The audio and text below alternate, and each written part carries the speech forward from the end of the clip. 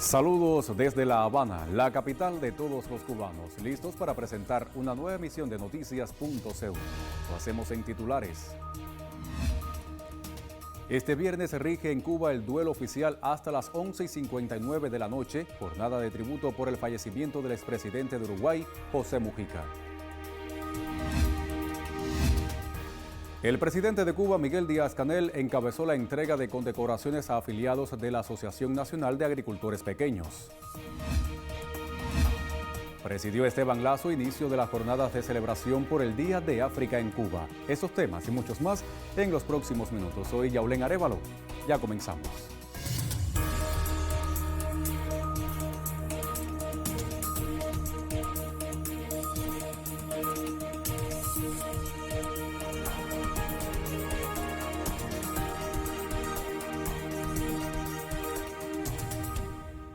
Momento para ampliar nuestros titulares y este viernes se rige en Cuba el duelo oficial. La mayor de las Antillas dedica hasta las 11:59 de la noche una jornada de tributo por el fallecimiento del expresidente de Uruguay, José Mujica.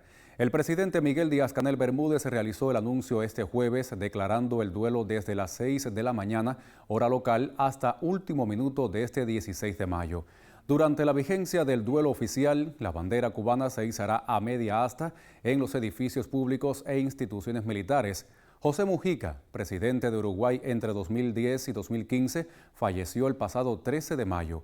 Realizó importantes contribuciones a la integración y unidad de América Latina y al fortalecimiento de las relaciones entre Cuba y Uruguay. Ahora cambiamos de tema. El primer secretario del Comité Central del Partido y presidente de la República de Cuba, Miguel Díaz-Canel Bermúdez, presidió este jueves el acto de entrega de condecoraciones a cuadros y trabajadores destacados en el contexto del 13 Congreso de la Asociación Nacional de Agricultores Pequeños. El presidente de Cuba, Miguel Díaz-Canel, encabezó la entrega de condecoraciones a afiliados de la Asociación Nacional de Agricultores Pequeños. Más de medio centenar de mujeres y hombres pertenecientes al campesinado cubano fueron distinguidos en la ceremonia, que también contó con la presencia del primer ministro Manuel Marrero Cruz, el secretario de Organización del Partido Comunista de Cuba, Roberto Morales Ojeda, y el comandante del Ejército Rebelde, José Ramón Machado Ventura. Este viernes la organización campesina celebrará su 13 Congreso enfocado en retos relacionados con el aumento de la producción alimentaria, mejorar los rendimientos agrícolas y responder a la creciente demanda poblacional. De acuerdo con el presidente de la ANAP, Félix Eduardo Ortega, este Congreso será espacio para analizar dificultades concretas, socializar mejoras prácticas y trazar estrategias hacia la soberanía alimentaria. Les propongo hacer una primera pausa informativa en nuestra emisión. Al regreso haremos el habitual recorrido por las páginas condominio.cu. Otros temas que marcan nuestra agenda informativa. Quédese con nosotros con la señal de Cubavisión Internacional.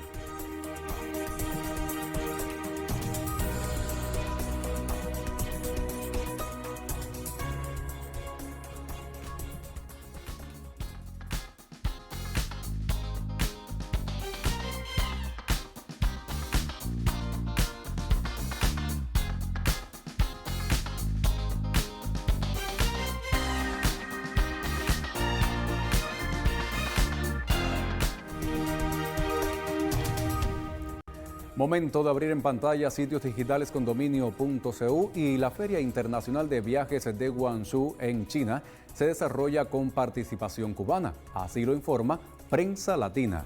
De acuerdo con fuentes diplomáticas, la mayor de las Antillas participa con un stand promocional en este evento, uno de los más importantes de su tipo en Asia. La consejera de Turismo de la Embajada en China, Elizabeth Vela, destacó el creciente interés en la participación de Cuba, lo cual está a tono con un mayor conocimiento del mercado chino, Asia y sobre la nación del turismo caribeño.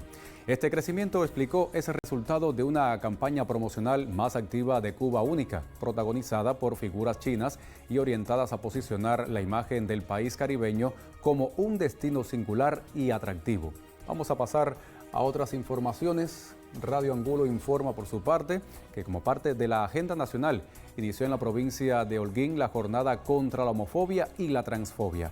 El territorio oriental es sede principal junto a La Habana de las actividades presenciales y virtuales en la edición 18 de la Jornada Cubana contra la Homofobia y la Transfobia, desarrollada anualmente por el Centro Nacional de Educación Sexual. En la inauguración estuvieron presentes Joel Queipo Ruiz, primer secretario del Partido Comunista de Cuba en Holguín, y Mariela Castro Espín, directora del CNSEX, además de representantes y coordinadores de las diferentes redes que integran la comunidad LGBTIQ+. Esta jornada abarca la realización de un amplio programa de actividades académicas, educativas, comunitarias, comunicacionales y artísticas. Vamos a pasar a otras informaciones. Radio Reloj informa que después de 10 años ha vuelto a La Habana Les Vales de Montecarlo para presentarse desde este viernes y hasta el domingo en el Teatro Nacional de Cuba con la producción de su director y coreógrafo Jean-Christophe Maillot. Está prevista además la presencia de su presidenta y refundadora de la compañía, Carolina de Mónaco, princesa de Hannover, quien ha querido ser parte de este acontecimiento en un país que admira por su potente cultura. El coreógrafo francés señaló que lo acompañan sus cerca de 50 bailarines con muchas expectativas por compartir la energía de un espectáculo generoso y emotivo que busca transmitir la relación tan vital entre danza y música. El músico y compositor italiano Antonio Castrignano calificó de mágico el proceso creativo para Coremeu, con una música arraigal del sur de su país, y reconoció ser un apasionado de la cultura tradicional cubana. Con esta información cerramos nuestro recorrido por las páginas condominio.cu. Hacemos una segunda pausa informativa. Al regreso tendremos más informaciones.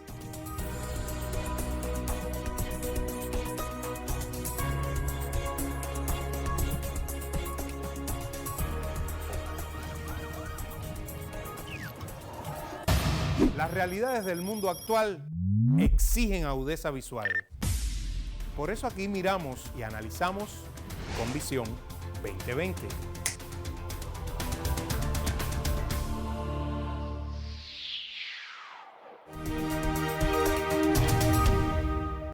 Ya volvemos con más noticias. El primer secretario del Comité Central del Partido y presidente de la República de Cuba, Miguel Díaz-Canel Bermúdez, rememoró el aniversario 77 de la Nakba, catástrofe que desplazó a unos 700.000 palestinos por acciones militares de Israel en el año 1948. El Instituto Cubano de Amistad con los Pueblos conmemoró la fecha con un acto encabezado por Rolando Llero Travieso, jefe de la Oficina de Atención a la UJC, y las organizaciones de masas del Comité Central, así como Noemí Rabasa Fernández, vicepresidenta primera del ICAP.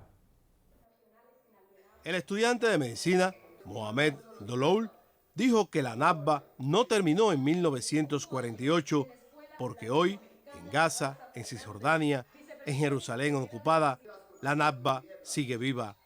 Sigue en los puestos de control que humillan a la gente, en los bombardeos que entierran sueños bajo los escombros, en las leyes racistas que niegan el derecho a existir. Cuba y Palestina son hermanos en la lucha desde el triunfo de la revolución.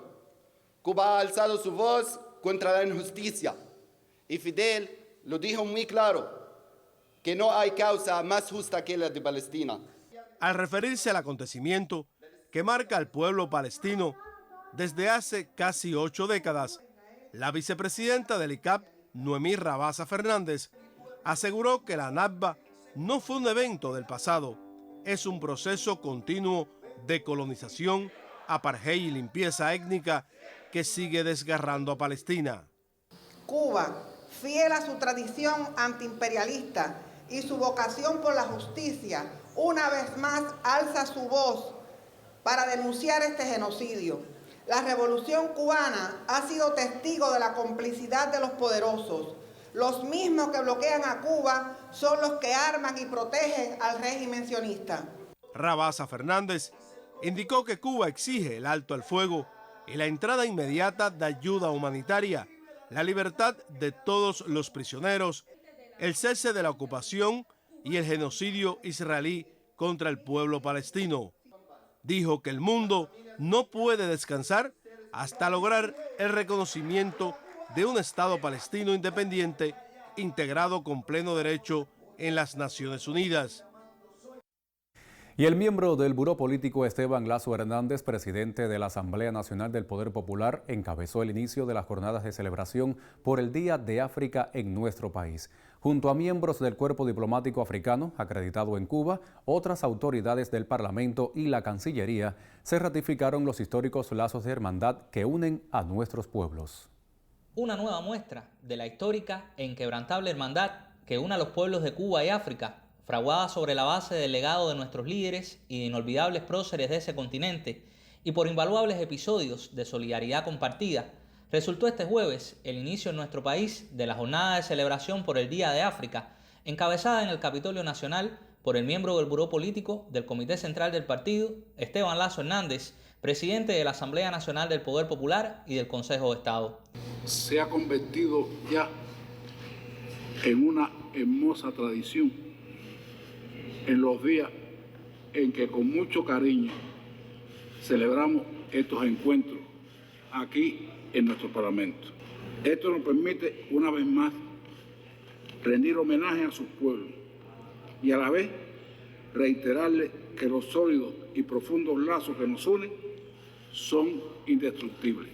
El titular del Parlamento cubano agradeció la firme postura de los estados africanos contra el bloqueo económico, comercial y financiero impuesto por el gobierno de Estados Unidos desde hace más de 6 décadas y por la exclusión de nuestro país de la espuria lista de supuestos estados patrocinadores del terrorismo, al tiempo que manifestó la voluntad de continuar fortaleciendo las relaciones interparlamentarias. Por su parte, Mariano Evan Anguesomo, embajador de la República de Guinea Ecuatorial en Cuba, en representación del Cuerpo Diplomático Africano acreditado en nuestro país, agradeció por esta importante actividad desarrollada en la sede institucional de la Asamblea Nacional que inicia en la mayor de las Antillas la conmemoración del Día de África a celebrarse el próximo 25 de mayo.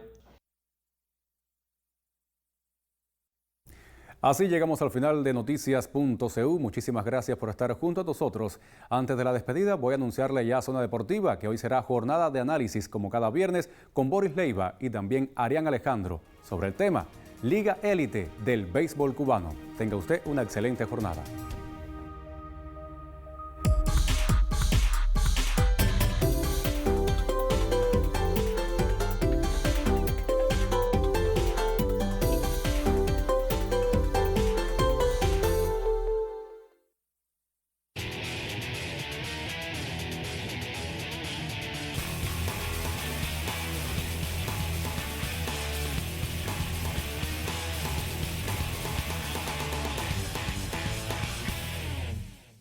¿Qué tal amigos? Bienvenidos a una nueva emisión deportiva aquí en Cubavisión Internacional. Comienza Zona Deportiva como cada viernes, tiempo para el debate y les saluda hoy Boris Leiva.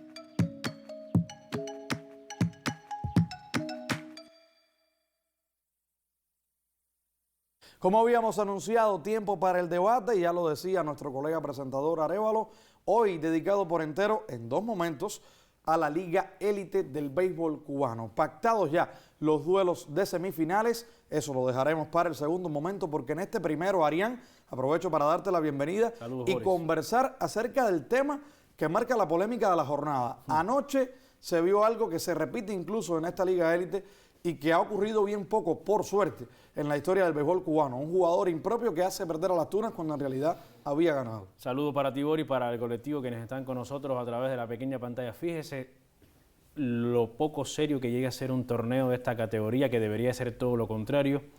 Ya usted lo decía, habría que buscar en la historia del béisbol cubano cuántas veces ha ocurrido. Debe haber sucedido. Claro. Pero solo en un torneo, solo en este ha ocurrido 3 veces. Es probable que solo en este haya ocurrido más que en prácticamente 60 años de historia del béisbol. Sí, se tiene recuento de que en otros casos ha sucedido, pero una única ocasión y realmente por algún error. No, es que, a ver, en solo 40 juegos que haya ocurrido 3 veces, realmente es demasiado. Repito, Si ya de por sí la Liga Élite no cumplía las expectativas y los parámetros de ser eso, élite, porque no los cumple, porque no hay la cantidad de refuerzos necesarios para que exista una verdadera calidad superior a la serie nacional, porque vemos partidos de 9, 10 errores entre los dos equipos, una ofensiva excesivamente desbordada ante un picheo descontrolado, en fin, todos los promedios de carrera limpia, ¿para qué? No, todos los factores, Boris, que vienen acompañando al béisbol cubano en los últimos años. No hay diferencia entre lo que vemos en la Liga Élite y la Serie Nacional, cuando debería existir esa,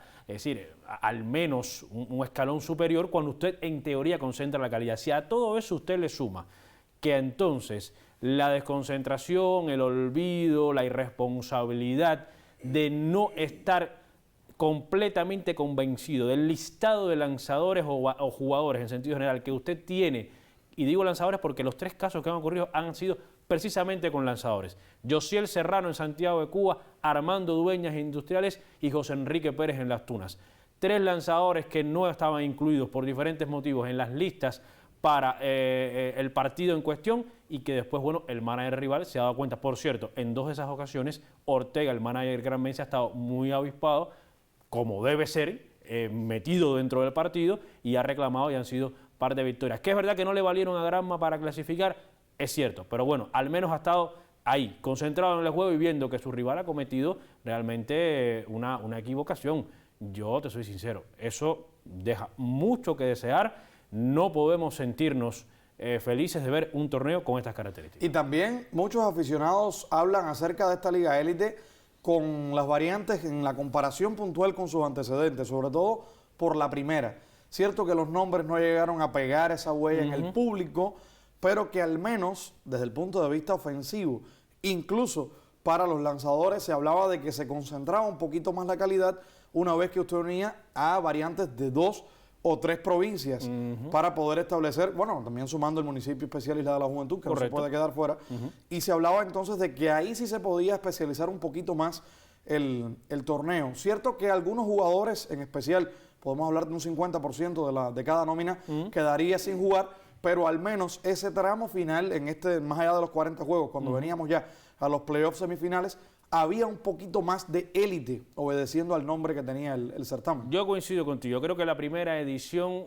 es cierto, repito, se llevó a una encuesta, los nombres se votaron por algunos que la afición al final no vio palpables en el torneo en sí. Claro, había nombres y nombres. Yo nunca estuve de acuerdo en que se recuperara para una liga de élite el nombre de Almendares. Almendares tiene una historia demasiado grande en el béisbol cubano, en otro contexto, en otra etapa, que no era, yo creo, acorde a repetirla. Sí, no era realmente adecuado. No era adecuado, pero también se cometieron errores como colocar un equipo de agricultores entre Las Tunas y Granma, que era la combinación de ambos conjuntos, cuando un equipo de agricultores en las series nacionales había sido de un equipo capitalino. Es decir, ya había existido también un Ganaderos, ya había existido un Centrales, había nombres que ya habían existido en otras etapas. Yo creo que se debió tener más tino en ese sentido. Pero más allá de nombres, yo creo que la primera Liga Élite enseñó el camino de por dónde iban los tiros, de cómo debe ser este torneo. Diferente a la Serie Nacional, no que la Serie Nacional... Claro, que para usted ganarse un puesto ahí, tiene que tener en la Serie Nacional un mayor desempeño. Que eso no tiene sentido. ¿Cómo usted...? Entonces, mire, no haga 2 torneos, haga un torneo largo, que en vez de 75 tenga 120 juegos y se acabó. O la variante antigua, donde también el sub-23 se le daba preponderancia, porque la Liga Élite actual tiene una gran concentración de sub-23. Puede ser también. Puede ser. Es realmente lo que está sucediendo en cuanto a las variantes acerca de este torneo, y que sigue dejando muchísimo debate. Recuerde, las redes de nuestro canal con sus multipantallas también le espera con su amplia cobertura. Hacemos una pausa y vamos a otra disciplina, porque el entrenador y también los atletas del taekwondo en la categoría escolar de la Escuela de Alto Rendimiento Jorge Agostini Villasana en Cienfuegos se alistan para la cita de los colegiales con pretensiones de mantener o mejorar el 4º lugar que lograron en la versión anterior. Con los detalles de esta selección, el colega periodista Primitivo González. Con una mezcla de atletas con experiencias competitivas de la versión precedente de los Juegos Escolares y otros de nuevo ingreso, los taekwondocas, categoría escolar de Cienfuegos, se preparan con pretensiones de mantener o mejorar los resultados del año anterior, cuando se posicionaron en el 4º lugar nacional. Del trabajo que realizan y sus expectativas para la cita de los colegiales, entrenadores y atletas comentan. Las mejores oportunidades las tenemos en el combate. donde en el combate tenemos atletas medallistas del año pasado que pueden alcanzar un mejor lugar, porque hay dos modalidades, combate y Ponce. Y en el combate tienen más posibilidades de coger mejor, de tener mejor efectividad. El año pasado cogí oro y este año estoy preparándome para coger oro. El año pasado cogí plata a nivel nacional y me estoy preparando los errores para llegar al oro, esforzándome en mi entrenamiento y no obedecer la regla. El año pasado cogí bronce y este año me estoy preparando para coger un oro y estoy trabajando para erradicar las deficiencias. Sin estar ajeno al déficit de fuerza técnica, el taekwondo sinfuguero, con el esfuerzo y entrega de los que sienten y aman este deporte en la provincia, se posiciona en la categoría escolar y juvenil en puestos cimeros, teniendo como mayor potencial en la actualidad el nivel juvenil. Sobre el tema volveré en un próximo reporte.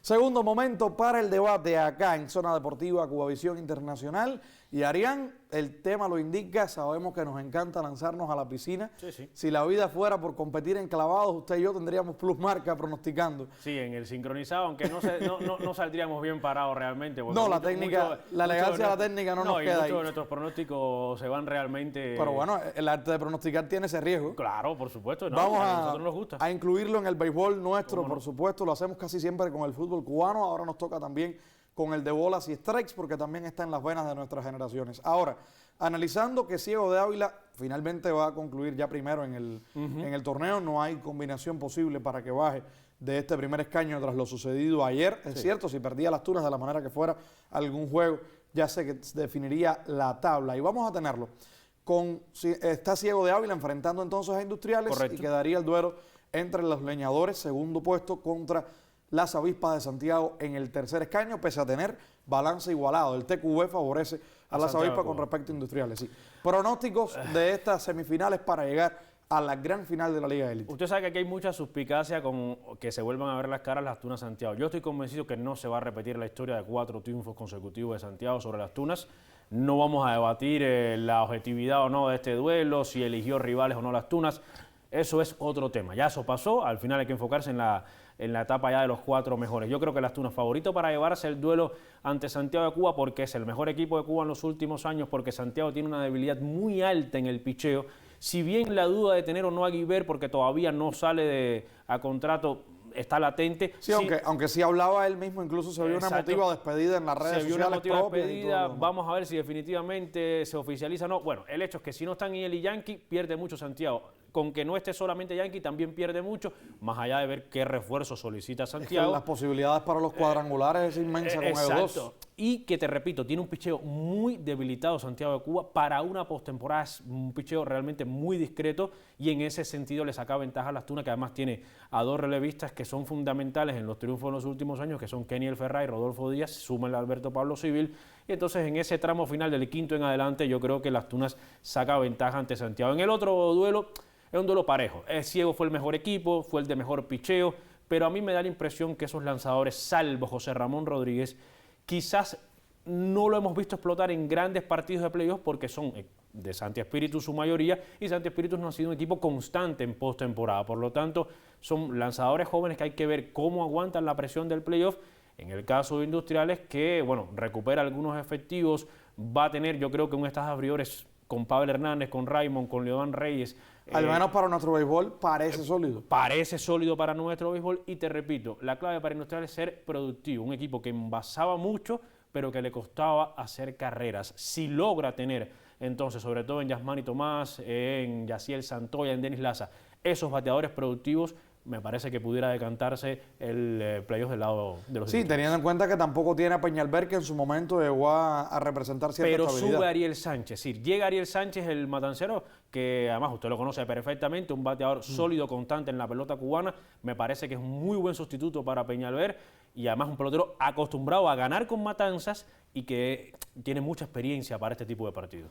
Ahí tenemos precisamente el eje del debate. Recuerde usted acá en nuestro propio canal, puede dejarnos sus criterios porque realmente son duelos que serán interesantes para el béisbol cubano, amén de la calidad que tengan por factores que ya hemos analizado acá incluso en otras emisiones donde los hemos tocado a mayor profundidad, siempre será atractivo para los de casa poder disfrutar de nuestro béisbol. Así ponemos el punto final a Zona Deportiva en Cubavisión Internacional con esas buenas vibras que deja nuestro deporte. Muchísimas gracias por la sintonía.